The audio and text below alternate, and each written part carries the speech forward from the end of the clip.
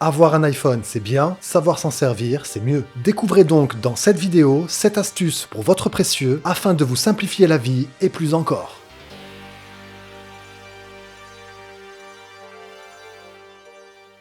Identifier une musique dans une application. Vous êtes sur TikTok? Pourquoi pas? Et vous voulez savoir quel est le nom de la musique de la vidéo que vous regardez? Rien de plus simple, vous avez juste à faire appel à Siri pendant la lecture de cette vidéo, lui demander quel est le nom de cette musique, le laisser rechercher, et après un court instant, vous voilà avec votre réponse. Cachez une ou plusieurs photos dans l'application photo. Vous souhaitez cacher une ou plusieurs photos dans votre bibliothèque afin qu'elles restent personnelles? Pas de souci, vous avez juste à faire un appui long sur l'une de vos photos ou bien en sélectionner plusieurs avec le bouton dédié, puis à choisir l'option masquer. Votre ou vos photos se retrouvent maintenant dans un dossier spécifique qui devra être déverrouillé pour en consulter son contenu. Vous pouvez bien sûr revenir en arrière en sélectionnant les photos concernées et en choisissant l'option afficher dans le menu. Elles retourneront à leur emplacement d'origine. Recherchez une photo par thème dans l'application photo. Vous voulez retrouver une ou plusieurs photos dans votre bibliothèque infinie? Rendez-vous dans l'onglet Rechercher en bas à droite, puis dans la barre de recherche, vous avez juste à taper votre requête, soit un lieu, une personne, une date, bref, ce que vous voulez, et votre iPhone fera la sélection pour vous automatiquement. Cool, non?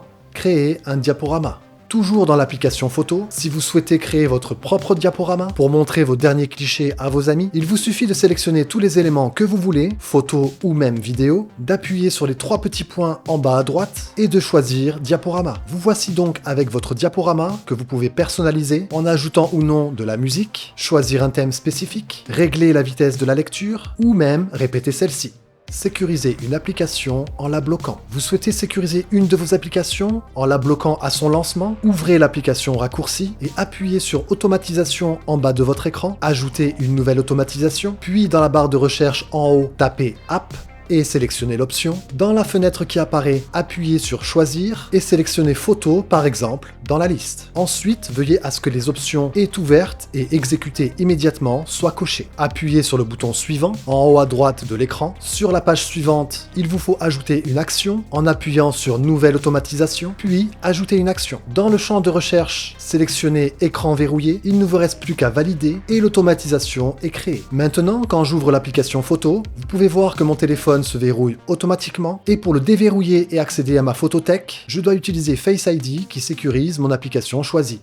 Surlignez parfaitement un élément dans vos captures d'écran. Vous souhaitez surligner une partie d'un texte lors d'une capture d'écran et cela proprement? Encore une fois, c'est très simple. Vous sélectionnez tout d'abord l'outil adéquat, donc le surligneur. Ensuite, vous surlignez la partie que vous voulez et à la fin de votre tracé, vous faites une pause pour que celui-ci devienne parfaitement droit. Vous pouvez également repositionner ce tracé grâce à l'outil sélection si besoin. Ajoutez une voix off lors de vos enregistrements d'écran. Vous ne le savez peut-être pas, mais vous pouvez enregistrer votre voix lors d'une capture vidéo d'écran. Je vous conseille même de laisser activer cette option, vous allez comprendre pourquoi. Alors pour ce faire, au lieu de lancer votre enregistrement en appuyant sur le raccourci dans le centre de contrôle, il vous suffit de maintenir appuyé ce même bouton jusqu'à l'apparition du sous-menu et d'activer ensuite le micro en bas, tout simplement. Votre voix sera désormais enregistrée par défaut et comme je vous le disais au début, je vous conseille de laisser ce réglage actif car vous pourrez toujours couper le son après coup et pas l'inverse.